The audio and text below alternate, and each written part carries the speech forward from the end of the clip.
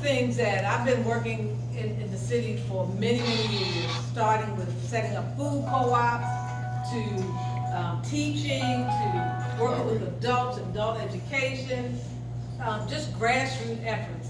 But let me tell you what we need to do to move things forward. At the last graduation before Northwestern closed, they asked me to come to speak.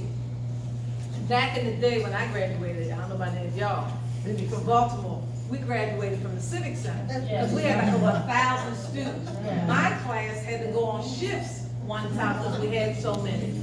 But so the graduation was at the school. I think it was like about 200 kids. I was like, huh, 200 or maybe 170 something. So you know how they tell you when you're coming across the stage to wait until the entire row finishes before you clap? Well, most people didn't listen. It was just loud, and I wanted to take the mic from the principal and say, hold it, let's respect each other. I left, Howard was driving me, he's a former police officer, he was driving me when I left. I said, Howard, I got a headache. I said, I can't believe people are so disrespectful and don't listen. And so I go to leave, and I see this young man with a shirt and tie on. And I stopped him to congratulate him, because he had a shirt and tie on. And I said, congratulations. I said, so what are your plans? He looked at me dumbfounded. He says, I don't really have a plan. I said, how do you graduate from high school and not have a plan? He said he didn't have a plan. I said, so what do you like to do? Because I like to engage young people, you know? He said, I like construction. I said, this is your lucky day. I said, I can't guarantee anything, but I work with contractors. I said, give me your resume. I'll give it to a couple contractors. I'll see if I can get you an internship. He said, I don't have a resume. I said, huh?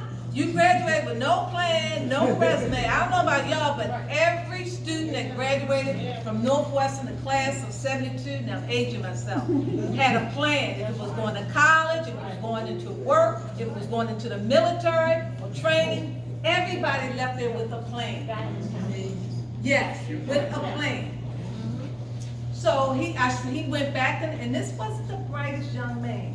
He went back the next day. He grew up, he lives in this community. His father's raising him, his mother was on drugs. He went back to the school the next day, he emailed me his resume. He and I talked, and I said, okay, I'm gonna send it out.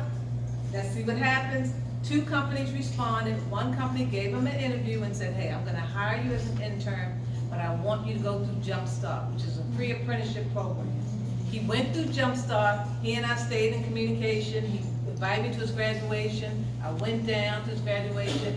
He helped to build the first school under the 21st Century Schools, Fort Worthington, making $21 an hour. Wow. Now, I only stopped him because he had a shirt and tie on. I had a headache, y'all. I had a hernia. They discovered I had a hernia. And I had just kind of gotten out of whatever the period is, but I still was like really intense. If you ever had a hernia before internally, so I was still healing from that, but I had a headache. And so we stay in communication because, you know, I talked to him. I said, make sure you're saving your money. He works on the weekend at Future Kid because he says he wants to stay out of trouble. But how many other young people who graduate from school or not even finish school don't have a plan? Okay, let's fast forward.